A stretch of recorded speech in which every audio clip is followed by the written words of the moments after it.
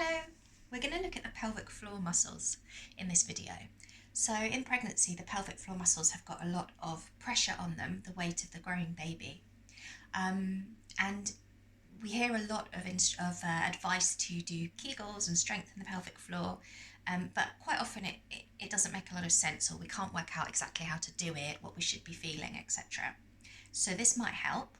What I'd like you to do is to take your hands and sit on them and see if you can find your sitting bones. So those two bones, left and right, at the very top of the legs, actually the bottom of the pelvis, that you can feel. Just sort of roll around till you've got those, and then let them come back down to the mat. So you can sit right up on top of those 2 points. Okay, and then if you bring your fingers to your lower belly, right down at the bottom you'll find a bone right at the bottom of your pelvis, your pubic bone, and then take your other hand around the back and find the very bottom of your spine, the lowest point you can. You might be able to find the tip of your coccyx, or it's just the back of your sacrum. So if you think about those 4 bones making a diamond shape, okay, with the pubic bone at the front, sacrum at the back, and then the 2 sitting bones. Your pelvic floor are actually the muscles that fill that space. Okay, so they're a sling of muscles, and they help with controlling elimination from the body. So they control and help control the movement of the waste as it comes out of the body, the vagina and the anus, and they also help to contain and support the abdominal cavity. So obviously this area is going to be under a lot of pressure when we're pregnant and giving birth. A lot has to happen with the pelvic floor muscles. They have to work quite hard, but they also have to release quite a lot in order to give birth. So when we are doing our pelvic floor exercises, in order for our pelvic floor muscles to be healthy, we need to be able to engage them, but we also need to be able to relax them. And I think that's the part that a lot of people struggle with, and sometimes also just connecting our awareness with where these muscles are. And we're going to just try a few things to see if we can help. Bring your hands onto your lower belly, so soft part of your lower belly. You can put one hand on top of the other, and then just sit up nice and tall. Let your shoulders settle. And I want you to start to take some deeper breaths through the nose.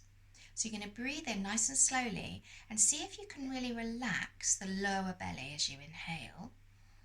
And imagine the breath travelling right down into the pelvis, almost lower than your hand if you can, right into the pelvic floor.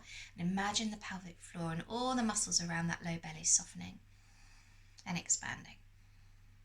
And as you exhale, we're just going to see if we can draw the lower belly in, especially at the end of the breath. So inhaling, right down deep into the low belly. Feel a sense of expanding, softening, spaciousness. And as you exhale, feel the breath travelling back up, drawing the lower belly in. Now you might start to feel some movement in the pelvic floor. So as you inhale, that sling of muscles around the base of your pelvis, can you soften and feel a sense of the sitting bones maybe moving away from one another, spreading apart, that space getting bigger. And as you exhale, can you almost imagine that space getting smaller? So sitting bones moving in, pubic bone and tailbone moving in, the sense of drawing up through the centre, just gently, and the lower belly lifting on the end of the exhale. Inhales a widening, a softening, and exhale a sense of everything moving in and up and all completely exhaling at the end. So that might be easy for some, but it's also sometimes quite hard to feel.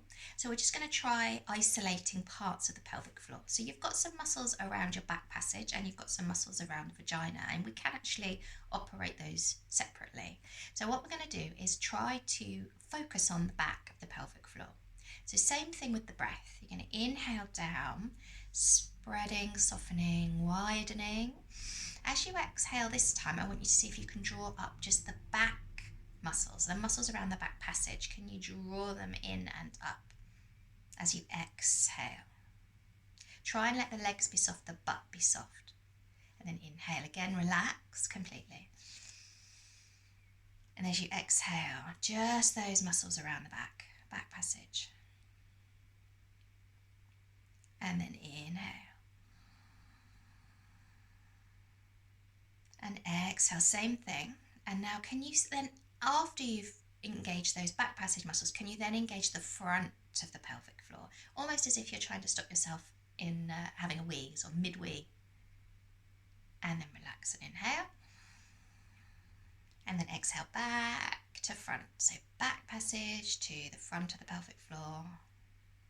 And then the lower belly right at the end. And then inhale.